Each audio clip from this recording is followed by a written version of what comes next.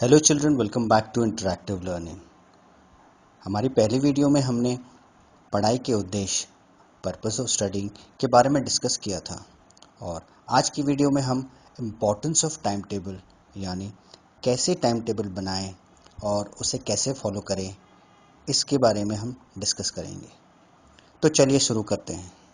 कोई भी काम हो या फिर पढ़ाई, टाइम मैनेजमेंट बहुत ज़रूरी होता है।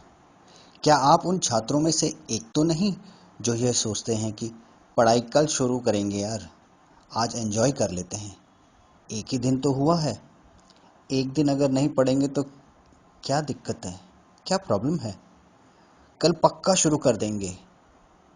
अगर आप यह सोच रखते हैं तो आपको सफलता नहीं मिल सकती है, क्योंकि एक एक दिन करके आपके सारे दिन निकल जाएंगे और आप हाथ मलते ही रह जाएंगे। और जब एग्ज़ाम पास आ जाएंगे तो उस वक्त आप टेंशन में होंगे और टेंशन में पढ़ाई बिल्कुल भी नहीं हो सकती। तो चलिए हम उन तरीकों के बारे में जानते हैं कि किस तरह पढ़ाई करने के लिए एक अच्छा टाइम टेबल बनाया जाए और उस टाइम टेबल को कैसे फॉलो किया जाए। सबसे पहला पॉइंट है short term and long term plan banana. Short term plan किसे कहते हैं? शॉर्ट टर्म का मतलब है छोटे समय के लिए शेड्यूल बनाना, जैसे कि कोई टेस्ट है या फिर प्रेजेंटेशन है जिसके लिए आपके पास सिर्फ एक हफ्ते का टाइम बचा हुआ है। ऐसे में आप एक शॉर्ट टर्म प्लान बनाएंगे। और लॉन्ग टर्म में एंट्रेंस एग्ज़ाम या फिर बोर्ड एग्ज़ाम की तैयारी आती है, जिसमें आप लॉन्ग टर्म टाइम टेबल बनाएंगे। दूसरा पॉइंट है सिलेबस के अनुसार लिस्ट बनाना। जब आप सभी सब्जेक्ट की लिस्ट तैयार कर लेते हैं जो आपको पढ़ना है, तो अब आपको यह जानना ज़रूरी है कि उसका सिलेबस क्या है, उसमें क्या क्या टॉपिक पढ़ने हैं। आपको किसी विषय की रेफरेंस बुक्स की ज़रूरत तो नहीं। अगला पॉइंट है अपने सब्जेक्ट की नॉलेज के स्ट्रेंथ के अनुसार प्रायोरिटी सेट करना। यहाँ आपको यह समझना होगा कि कौन सा सब्जेक्ट आसान है और कौन सा कठिन। हर विषय पर ध्यान देना बहुत ही ज़रूरी है। आपको उन सब्जेक्ट्स की लिस्ट बनानी होगी जो सब्जेक्ट आपको हार्ड लगते हैं, क्योंकि इन हार्ड सब्जेक्ट्स को आपको ज़्यादा से ज़्यादा समय देना है। एग्ज़ाम का मतलब यह नहीं है कि आप 24 घंटे पढ़ाई ही करते रहें। पढ़ाई के अलावा भी आपने अपना समय निर्धारित करना है। पढ़ाई अच्छे से तब होती है जब आपका शरीर और दिमाग दोनों फ्रेश होते हैं।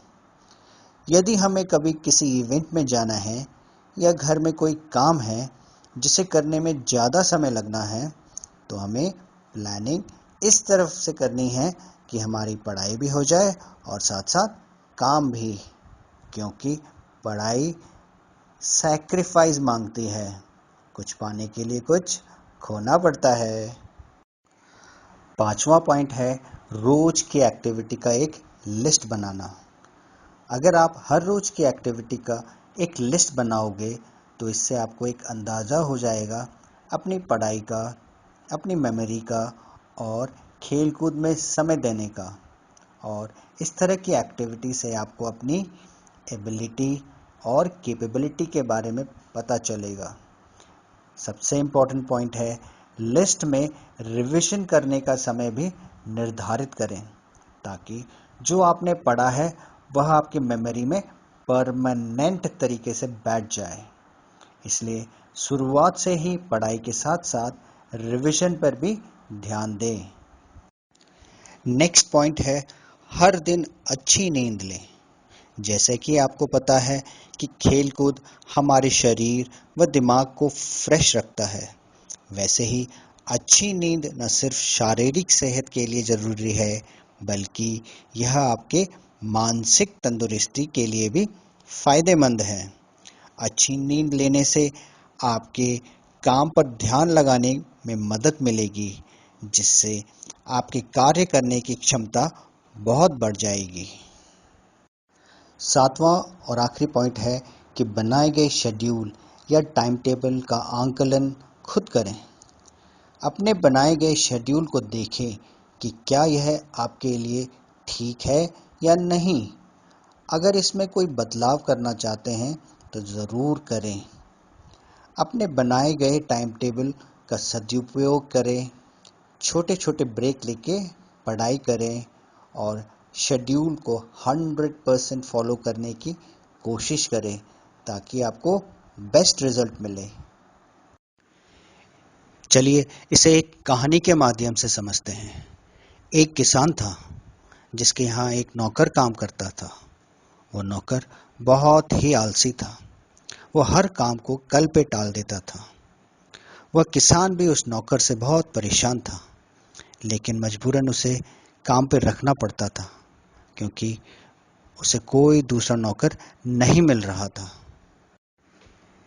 एक दिन किसान को कुछ सामान लेने के लिए बाजार जाना पड़ा, तो उसने नौकर से कहा कि शाम होने से पहले वह सारा अनाज इकट्ठा करके घर में पहुंचा दे। तो इस पर नौकर ने कहा, ठीक है, पर वो तो आलसी था। उसने सोचा कि पहले कुछ खा लेता हूँ, उसके बाद अनाज घर में पहुंचा दूंगा। अब खाना खाने के बाद उसे नींद आ गई और वो सो गया। जब वो जागा तो शाम हो चुकी थी। तो नौकर ने सोचा कि अब सारा काम कल ही कर लेता हूँ, और वो फिर से सो गया। अब रात को जब किसान घर पे आया तो उसने देखा कि नौकर तो सो रहा है। किसान ने उसे उठाया और पूछा कि आज का सारा काम हुआ कि नहीं। नौकर ने कहा, हाँ हो गया। तो किसान ने कहा, अनाज तो दिख नहीं रहे यहाँ। अनाज कहाँ है? किसान ने कहा। नौकर ने कहा, अनाज तो खेत में ही है, कल जाकर सारा अनाज मैं घर ले आऊंगा। तो अब क्या हुआ? मौसम ने अपना मिजाज बदला। बहुत तेज हवाएं चलने लगी और बहुत तेज बारिश होने लगी। तो इससे खेत में रखा सारा अनाज बारिश के पानी से खराब हो गया। किसान फूट फूट के रोने लगा। अगर नौकर ने अपना काम समय पे कर लिया होता तो किसान को इतना बड़ा नुकसान नहीं होता। हमें कबीरदास जी के पंक्तियां याद आती हैं, काल करे सो आज कर, आज करे सो अब, पल में परलय होएगी, बहुरी करेगा कब। तो फ्रेंड्स, हमें समय के महत्व को समझते हुए टाइम टेबल बनाकर पढ़ाई करनी चाहिए।